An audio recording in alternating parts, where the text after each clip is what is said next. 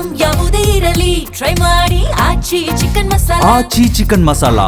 ರಾಜ್ಯ ಕಾಂಗ್ರೆಸ್ ಪಾಳೆಯದಲ್ಲಿ ಈ ಒಳ ಮೀಸಲಾತಿ ವಿಚಾರಕ್ಕೆ ಸಂಬಂಧಪಟ್ಟಂತೆ ಈಗಲೂ ಕೂಡ ಮುಸುಕಿನ ಗುದ್ದಾಟ ಆಗ್ತಾನೆ ಇದೆ.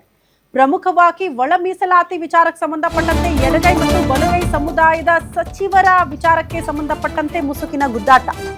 ಕಾಂಗ್ರೆಸ್ನಲ್ಲಿ ಇನ್ನೂ ಕೂಡ ಮುಗಿತಾ ಇಲ್ಲ ಒಳ ಮೀಸಲಾತಿಯ ಗೊಂದಲ. ಒಳ ಮೀಸಲಾತಿ ಜಾರಿ ವಿಚಾರದಲ್ಲಿ ಮುಸುಕಿನ ಗುದ್ದಾಟ ಸಚಿವರ ಮಧ್ಯೆ.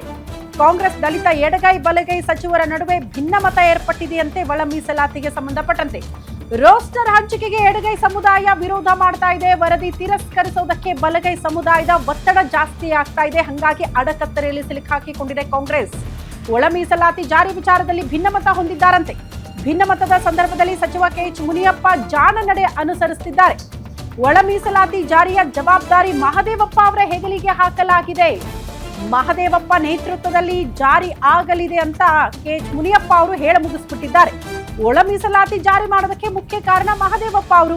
ನಾವೆಲ್ಲರೂ ಒಟ್ಟಾಗಿ ಇದ್ದೀವಿ, ವಿನಾಕಾರಣ ಹೋರಾಟ ಮಾಡಬೇಡಿ ಅಂತೆಲ್ಲ ಮೆಸೇಜ್ ಕೊಡ್ತಿದ್ದಾರೆ. ಸರ್ಕಾರ ಒಳ ಮೀಸಲಾತಿ ಜಾರಿ ಮಾಡೋದಕ್ಕೆ ಬದ್ಧವಾಗಿದೆ, ನುಡಿದಂತೆ ನಡಿತೀವಿ. ಒಳ ಮೀಸಲಾತಿ ಜಾರಿಗೆ ಚಾಲನೆ ನೀಡಿದವರು ಮಹದೇವಪ್ಪ ಅವರು. ಹಾಗಾಗಿ ಅದನ್ನ ಇಂಪ್ಲಿಮೆಂಟ್ ಮಾಡೋದು ಕೂಡ ಅವರ ಜವಾಬ್ದಾರಿ. ಅವರು ಮಾಡ್ತಾರೆ ಅನ್ನುವಂತಹ ವಿಚಾರವನ್ನ ಮುನಿಯಪ್ಪ ಅವರು ಇಲ್ಲಿ ಪ್ರಸ್ತಾಪ ಮಾಡ್ತಿದ್ದಾರೆ. ಅಲ್ಲಿಗೆ ಸಚಿವರ ಮಧ್ಯೆ ಯಾವುದೇ ಭಿನ್ನಾಭಿಪ್ರಾಯ ಇಲ್ಲ, ನಾವೆಲ್ಲ ಒಗ್ಗಟ್ಟಾಗಿದ್ದೀವಿ. ಒಳ ಮೀಸಲಾತಿ ವಿಚಾರಕ್ಕೆ ಸಂಬಂಧಪಟ್ಟಂತೆ ಮಹದೇವಪ್ಪ ಅವರೇ ಒಂದು ನಿರ್ಧಾರಕ್ಕೆ ಬರ್ತಾರೆ, ಅವರೇ ಅದರ ಬಗ್ಗೆ ಮಾತಾಡ್ತಾರೆ, ಅವರೇ ಒಂದು ಕ್ಲಾರಿಟಿ ಕೊಡ್ತಾರೆ ಅನ್ನೋ ರೀತಿಯಲ್ಲಿ ಕೆಎಚ್ ಮುನಿಯಪ್ಪ ಅವರು ಸಚಿವರು ಈ ರೀತಿಯ ಸ್ಟೇಟ್ಮೆಂಟ್ಗಳನ್ನ ಕೊಡೋ ಮೂಲಕ ಎಲ್ಲದಕ್ಕೂ ಕೂಡ ಒಂದು ಅಂತ್ಯ ಹಾಡುವ ಪ್ರಯತ್ನ ಮಾಡಿದ್ರು ಕೂಡ ಗೊಂದಲಗಳು ಈ ಕ್ಷಣಕ್ಕೂ ಪಕ್ಷದಲ್ಲಿ ಇದ್ದಂತೆ ಕಾಣಿಸ್ತಾ ಇದೆ.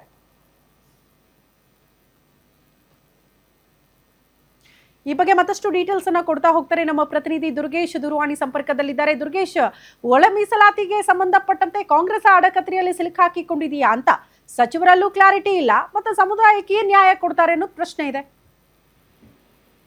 ಖಂಡಿತ ಶ್ರುತಿ, ನೀವು ಹೇಳಿದಂತೆ ಸರ್ಕಾರ ಈ ಒಂದು ಒಳ ಮೀಸಲಾತಿ ಹಂಚಿಕೆ ವಿಚಾರದಲ್ಲಿ ಸಂಕಷ್ಟಕ್ಕೆ ಸಿಲುಕಾಕೊಂಡಿದೆ, ಅಡಕತ್ತರೆಯಲ್ಲಿ ಸಿಲುಕಾಕೊಂಡಿದೆ ಮತ್ತು ಸಾಕಷ್ಟು ತಲೆನೋವಾಗಿರುವಂತದ್ದು. ಒಂದ್ ಕಡೆ ಎಡಗೈ ಸಮುದಾಯದಲ್ಲಿರುವಂತಹ ಸಚಿವರು ಈ ಒಂದು ರೋಸ್ಟರ್ ಹಂಚಿಕೆಗೆ ವಿರೋಧ ವ್ಯಕ್ತಪಡಿಸಿದ್ರೆ, ಬಲಗೈ ಸಮುದಾಯದ ಸಚಿವರೆಲ್ಲರೂ ಕೂಡ ಈ ವರದಿಯೇ ಅವೈಜ್ಞಾನಿಕವಾಗಿದೆ, ಇದನ್ನ ತಿರಸ್ಕಾರ ಮಾಡ್ಬೇಕನ್ನುವಂತ ಪಟ್ಟಣ ನಡೆದಿದ್ದಾರೆ.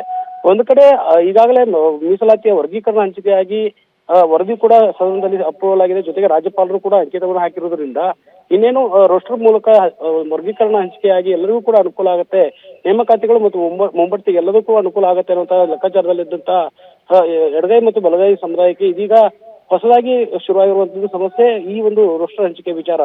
ಹೀಗಾಗಿ ಬಲಗೈ ಸಮುದಾಯದ ಮತ್ತು ಎಡಗೈ ಸಮುದಾಯದ ಸಚಿವರೆಲ್ಲರೂ ಕೂಡ ಈ ಒಂದು ವಿಚಾರಕ್ಕೆ ಸಂಬಂಧಪಟ್ಟಂತೆ ಗೊಂದಲದಲ್ಲಿದ್ದಾರೆ. ಹೀಗಾಗಿ ಏನು ಉಪಚುನಾವಣೆಯ ಬಳಿಕ ನಡೆಯುವಂತಹ ಸಚಿವ ಸಂಪುಟ ಸಭೆಯಲ್ಲಿ ಈ ವಿಚಾರಕ್ಕೆ ಸಂಬಂಧಪಟ್ಟಂತೆ ಸಿಎಂ ಸಿದ್ದರಾಮಯ್ಯ ಮಹತ್ವದ ನಿರ್ಧಾರಕ್ಕೆ ಬರಬೇಕಾಗತ್ತೆ. ಆದ್ರೆ ಈ ಒಂದು ಮಹತ್ವದ ನಿರ್ಧಾರವನ್ನು ತೆಗೆದುಕೊಳ್ಳೋದಕ್ಕೆ ಎಡಗೈ ಮತ್ತು ಬಲಗೈ ಸಮುದಾಯದಂತ ಪ್ರಬಲ ನಾಯಕರಾಗಿರುವಂತಹ ಜಿ ಪರಮೇಶ್ವರ್ ಆಗಿರ್ಬೋದು, ಮಹದೇವಪ್ಪ ಆಗಿರ್ಬೋದು, ಆರ್ ಬಿ ತಿಮ್ಮಾಪುರ್ ಮತ್ತು ಮುನಿಯಪ್ಪ ಸೇರಿದಂತೆ ಹಲವಾರು ನಾಯಕರೆಲ್ಲರೂ ಕೂಡ ಏನು ಮೀಸಲಾತಿ ಹಂಚಿಕೆ 17% ಇದನ್ನು 15% ಕಡಿಮೆ ಮಾಡ್ತಿದ್ದಾರೆ, ಇದು ಸರಿಯಲ್ಲ ಅನ್ನುವಂತ ನಿಟ್ಟಿನಲ್ಲಿ ಒಂದು ಪಟ್ಟಣ ಹೇಳಿರುವಂತದ್ದು. ಹೀಗಾಗಿ ಸರ್ಕಾರಕ್ಕೆ ಇದೊಂದು ತೆಲ್ಲವಾಗಿದೆ.